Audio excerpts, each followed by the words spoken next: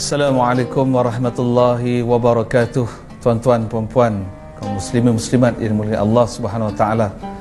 Alhamdulillah, saya bersyukur kepada Allah Subhanahu wa taala. Alhamdulillah, akhirnya catatan saya berkenaan dengan ilmu tajwid akhirnya dapat dibukukan dalam satu buku yang bertajuk Kuasai Tajwid 6 Jam. Memang saya faham dan dimaklum biasanya kita belajar tajwid ni lama.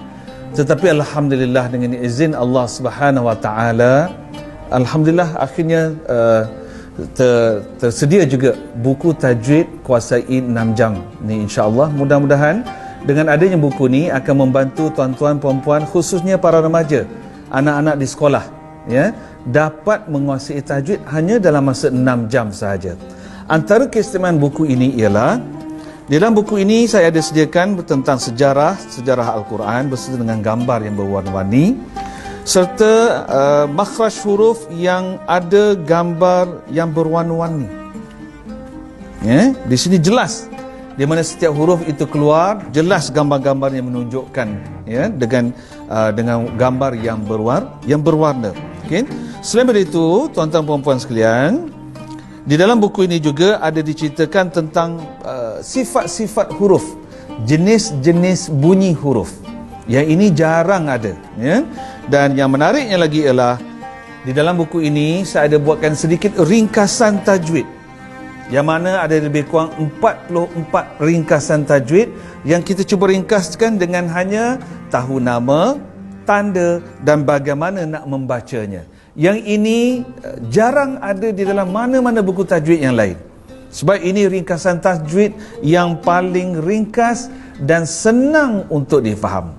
Dan yang lebih penting, tuan-tuan dan puan-puan sekalian, di dalam buku ini saya ada sediakan satu edisi modul tahsin yang kita sertakan di sebelah belakang ini, yang mana di dalam modul ini adalah tajwid yang paling senang sekali yang saya berikan di sini. Yang pertama sekali ialah bagaimana cara nak mewakafkan bacaan dan nak mengambil semula bacaan tersebut, iaitu sama ada wakaf sebelum kata sendi, ini dia punya kata sendi, ataupun wakaf pada kata sendi, atau wakaf selepas kata sendi. Bila nak mula balik bacaan, maksudnya bila nak ibtidak semula bacaan, maka mesti diambil dengan kata sendi ini.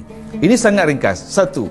Yang kedua, yang menariknya dalam modul tahsin ini, saya sediakan juga tajwid yang paling senang, yang paling mudah difaham, iaitu tanpa perlu mengetahui nama-nama hukumnya. Hanya perlu apa? Hanya perlu kenal tanda-tanda ini di dalam Al-Quran dan tahu macam mana nak membacanya.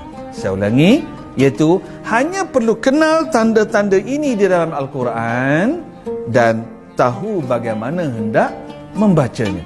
Inilah tajwid yang paling senang, yang insya-Allah tidak akan memeningkan kepala kita. Kerana selama ini kita tahu antara benda yang kita pening dalam tajwid ialah mengingat nama-nama hukum. Baik, selain dari itu, di sebelah ini saya ada sediakan makhraj hurufnya yang sangat ringkas, daripada huruf alif sampai huruf ya, semuanya berada pada gambar ini.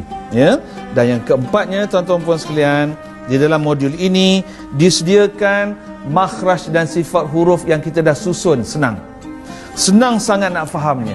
Dia bunyi ain di mana, bunyi ha di mana, bunyi qaf di mana, semua ada kita terangkan dalam satu gambar rajah yang paling simple, yang paling mudah untuk difahami, insya-Allah. Oleh kerana itu, dapatkan buku Kuasai Tajwid 6 Jam ini di mana-mana kedai buku yang berhampiran dengan anda. Insya-Allah dalam masa 6 jam anda dapat menguasai tajwidnya dengan izin Allah Subhanahu wa taala, dan mudah-mudahan juga akan bertambah baiklah bacaan Al-Quran kita dari masa ke semasa. Insya-Allah. Terima kasih. Wallahu a'lam, wabillahi taufik wal hidayah. Wassalamualaikum warahmatullahi wabarakatuh.